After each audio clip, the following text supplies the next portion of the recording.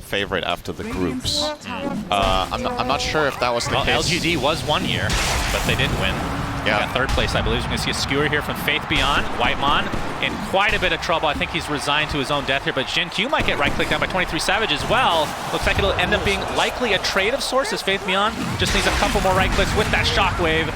So 1 for 1, but first blood is the way of T1. Yeah, goes to the Crystal Maiden. He's going to grab the boots and maybe a little bit extra regen. Is Ame on this terribly? How is this game looking for him in terms of like a theory crafting, just as a TB game overall? I would say it's pretty damn good. The one hero you picked it into that... Oh, hang on. Yeah. Mid lane. Dragon form, Y in the vicinity. Swarm comes out as well, but a nice LSA. Carl has his ult and nothing to say will drop as a result. And Y taking some right clicks as well, so double kill for Carl. Nice rotations from T1 overall. Q gonna get caught by the frostbite. This could be a triple kill for Carl. Indeed, wow, it nice is. Move. Talk about a bounce back for T1.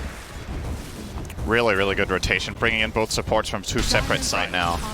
Well, I think one of the reasons LGD is so good is because of their general flexibility. Like, nothing to say. I just talked about how different of a role that is, technically speaking.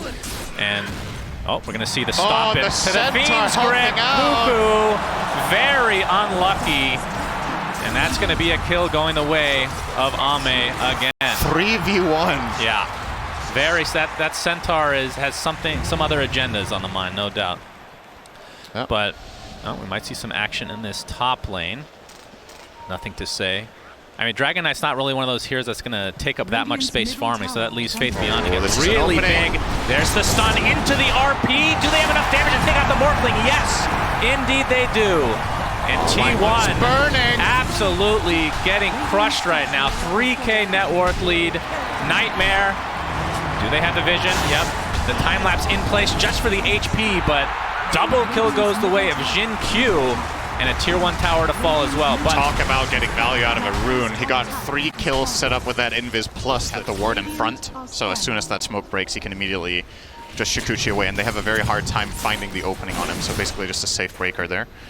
And with superior vision right now in this area, Kuko's kind of potentially thinking about this. They will see the wall. Oh! RP was canceled at the very least, but it's going to cost Faith Beyond his life. I don't know if that was just perfect timing or if that was actual reaction. Overwhelming odds comes out. Carl continuing to chase. Don't think they want to go high ground. A little bit too sketchy. Only a 25-second death timer, so not enough time to really go for Roche. But the smoke from T1 trying to wrap around. But you can see the position from PSG.LGD. There is the initiation. That's going to be the first duel victory for Cuckoo.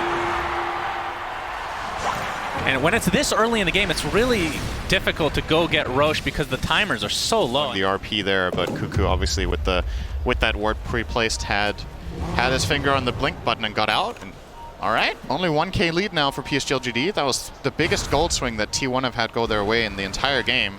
Yep, absolutely. As we're going to see Whitemon get picked off. RP. Oh, RP. Nice press. Okay. Well, that didn't result in much. Here's the duel onto the Dragon Knight. Buyback down from Whitemon, but it looks like the damage is going to go the way of the Dragon instead. It will be a trade of lives, though, as that is a dieback on the Whitemon. And we'll see if this is enough for PSG.LGD to try to go into the Roche pit. Cool. I don't even know what you're talking about. Puppy was third. Now, this is the TI main stage, Cinderin. Yeah, it was a nice graphic. For God's sake. Graphic was the word. It came to me in in a dire moment of need here. What do I think about the win expectancy being 2-1? Oh, you're going to have to hold that thought. We got a duel coming in. All right. And Cuckoo gets some more damage. Oh. Okay, that's a random Centaur from the Helm of the Dominator from Mr. Magnus. They're gonna go for this. They know there's no RP. Yeah, and another 10 seconds though, so it's coming in a bit close. Oh, we got the horn toss. Whitemon dead again. It's just racking up these deaths, but Cuckoo and company, E-Blade's not gonna be enough to take out Faith Beyond. He's gonna have RP now. Zephyr taking quite a bit of damage, but this is looking like a potential PSG.LGD Roche. 5 seconds on Metamorphosis. And they're smoking. They have RP, and they do have a really good ward here. Oh, yep. Carl gets Dragon Tail, but there's the press the attack save. 23 Savage able to blow up wide. Does have buyback, though. There's the skewer back. into the Laguna Blade. They're not going to be able to get the kill, but it's going to be a trade either way. Magnus not able to get off his RP. Pretty big deal, but a big cookie from Jin Q. The follow-up from Nothing to Say. They will have enough damage to tear through him. 65 seconds of no Lina. That shard on Snap is so good. We already had a highlight clip earlier today, pre-match, when you saw Jin Q, I believe in one of the qualifiers, hitting a nutty one of those, and that one, another high-impact play, stun into stun into stun, into death. Yeah. They probably had another Dragon Tail. The save is not enough, though. Press the attack. Usually a fail-safe. Not this time around. Just too much damage to work with on LGD's side. And that should... GD is straight down mid.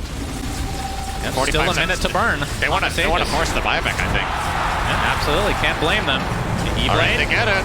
Yeah, DK looks fine for now, but there's the duel. Can they save him? Carl pops the BKB, trying to create as much space on the sideline as possible. Laguna Blade blows up the Bane in the meantime. Eventually, Cuckoo does fall.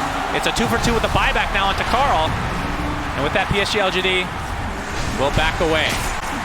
They find the horn toss on, fade out the RP. And T1, see if they want to try to take advantage of this. I mean, they're going to have to if this continues to go in LGD's favor with this push. E-Blade onto Ami. You can see the jump in from Nothing to Say with an overwhelming blick being shown as Carl has to pop his BKB, and there is the duel. Do they have enough damage? But the Sunder from Ame, allowing the duel victory to go the way of Nothing to Say. He's just going to walk that one off, but 23 Savage can't walk that one off. That is just too much damage to withstand. And Carl jumps in. This is going to be the beginning of the end, I do believe, although 2 buybacks come up for T1. And the Metamorphosis is running out, but again, he has Demon Seal to work with. Bane's going to take a tumble. Whitemon drops to the deck as well, 1-for-1. Laguna Blade, Ame getting extremely low. That's just the Aegis, though. And Carl completely out of mana. Nothing to Say is still alive throughout all of this, some way, somehow. They're just going to apply all the pressure to the racks here. This will be a dieback onto Carl. On the and it looks like that is going to be enough to GG out of game 1. And like we talked about, Synderen, T1 have looked really good after that first day of the group stage, but LGD are just on another level of everyone so far. Just game 1, though. Do you know what LGD stands for, Sensfan? What's that? Looking good, dominating. God, that is awful. Thank you. You know how to kill a cat. Yeah, that's what I do. You know how to just ruin the moment. I take a moment and I